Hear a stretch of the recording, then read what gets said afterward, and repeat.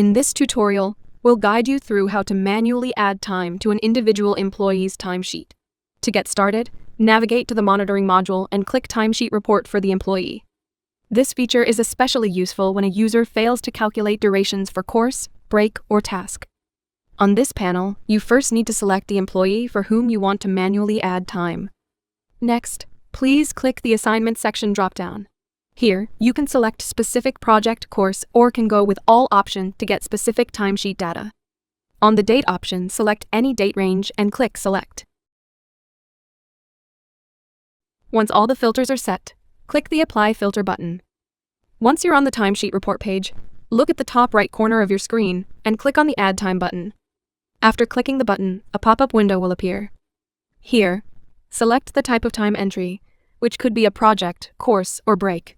Then, choose the specific project, course, or break you are adding time for.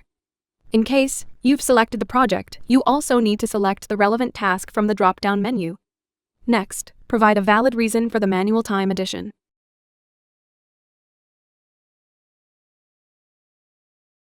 Next, use the calendar to select the specific date for the time entry. Suppose I started shift at 9 a.m., but forgot to start the time tracking, and when I remembered to start the clock, it was already 10 a.m. So, here I can enter the start and end times for the manual entry. Once all the information is accurately filled in, click the Save button. That's all it takes. You've successfully added time manually to an employee's timesheet. Keep watching for more updates on StaffViz.